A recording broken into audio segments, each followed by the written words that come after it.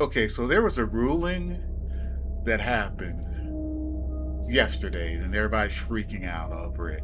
So I'm just going to keep it real with you and tell you that it really means nothing right now.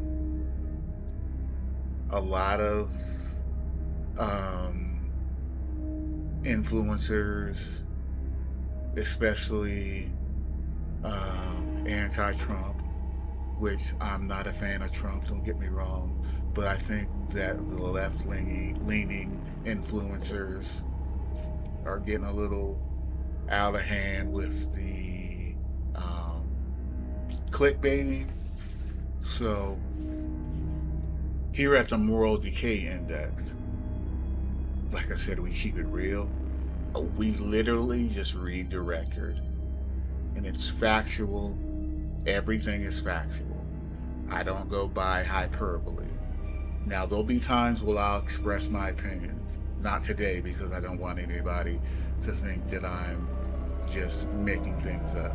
I'm literally going to read to you what happened and why there's no reason for anybody to panic, specifically for this election. Okay? So, let's get into it. So, what happened? Well, so the president just told the United States Postal Service which ballots it's allowed to hand you. That's what everybody's telling you. Not who can vote, but who receives a ballot in the mail at all. So, yesterday, August 24th, the Supreme Court cleared a path for that order to move forward. This is the record read cold. Now, when I say read cold, this is exactly the facts of what's going on. Nothing else. Factual information. So, before I get into all of that, let me tell you who you're speaking to. So, my name is David. Um, I have a bachelor's degree in criminal justice, a master's degree in public administration. I spent 10 years teaching introduction to criminal justice at the community college level. Before that, I was a correctional officer for 3 years and a campus public safety officer for 2.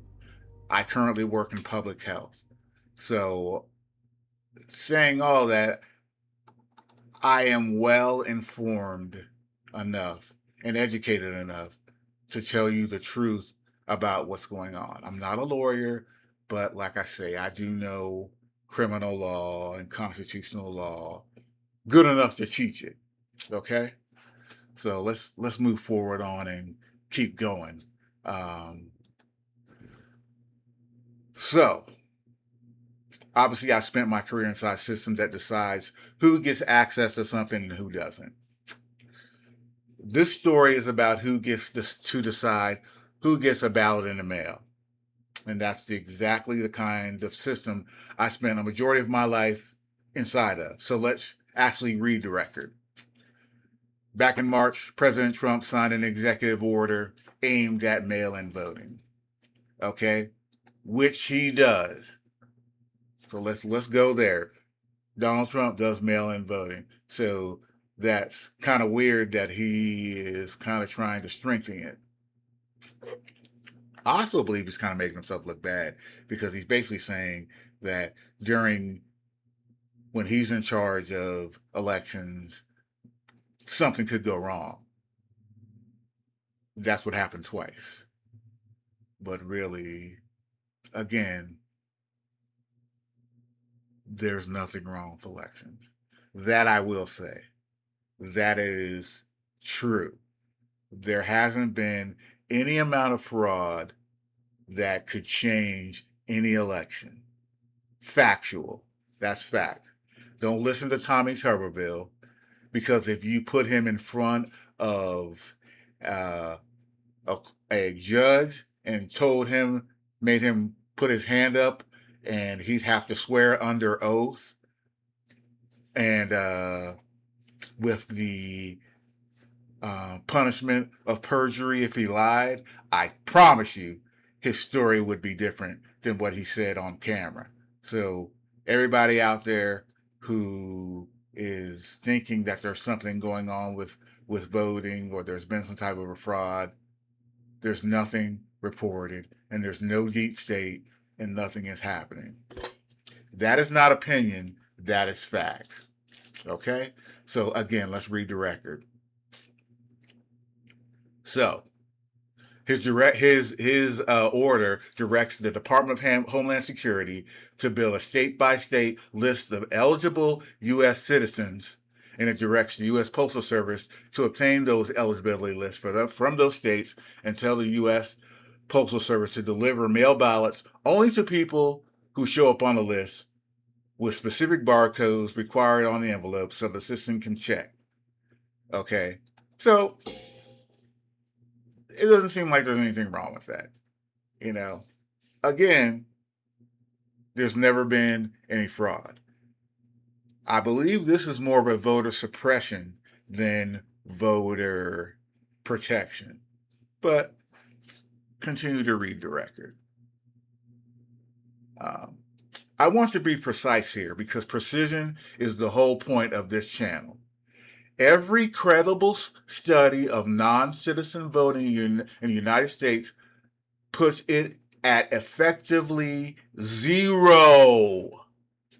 Not low. Documented, prosecuted cases number in the single or low double digits nationwide, out of tens of millions of ballots cast. What are we doing? Anyway, that's part of the record too. Now, this order didn't survive contact with the courts quietly, all right? States, election nonprofits, Democratic Party committees sued almost immediately. And their core argument is a constitutional one, not a political one, okay?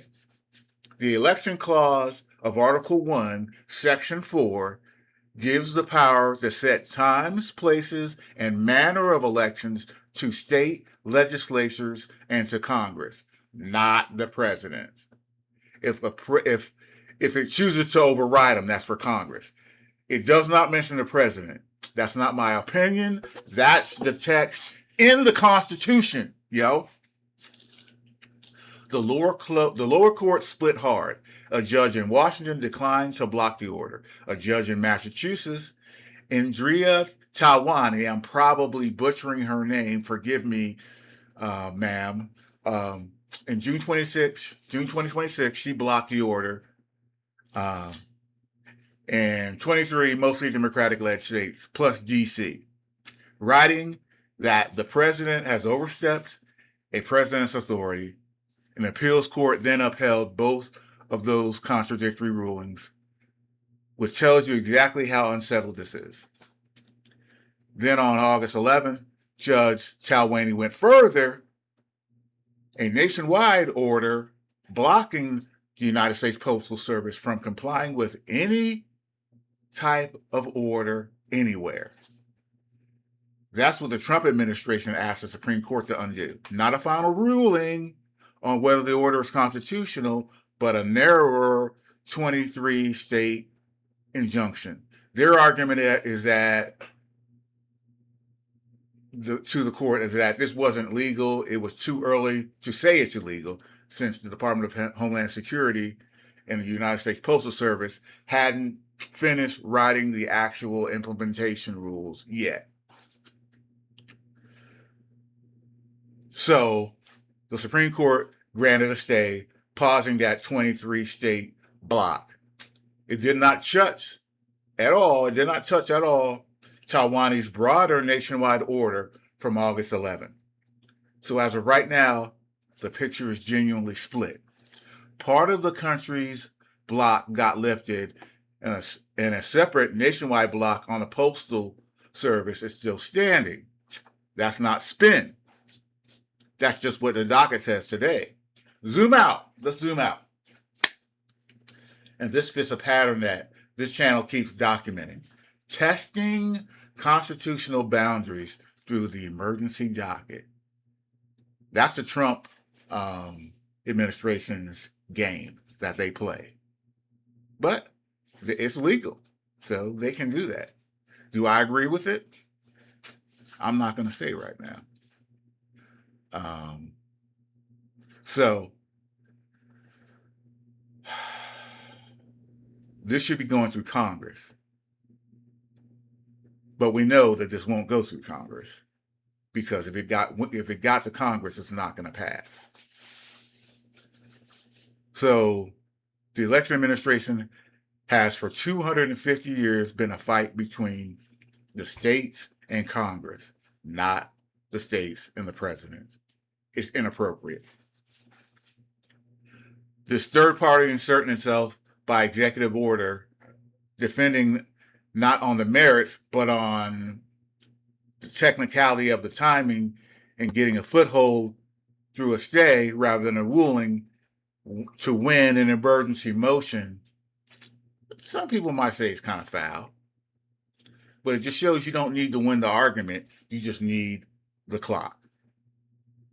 The non-citizen voting justification itself is part of the pattern too. It's been the stated rationale behind voter list purges, ID laws, and now this across multiple administrations, consistently ahead of the actual documented evidence for how often it happens. I can tell you, in my state, you have to show an ID. They take your ID, they look at it on a list, give it to you, then you vote. It's not a big deal. I don't think it's a big deal. And I don't think there's fraud in the election. Oops, I said I wasn't going to show my own opinion. So I'll take that back. No, I'm not going to take it back. I can't take it back now. I don't think there's fraud in elections whatsoever. I'm just going to say that. But again, I'm going to read the record. I'm not taking sides. My opinion definitely is that there's no fraud in elections ever.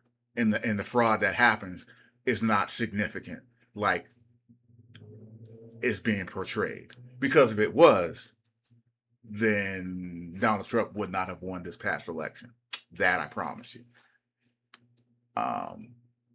But let's keep going. Reading the record. So, here's the strongest version of the other side's argument.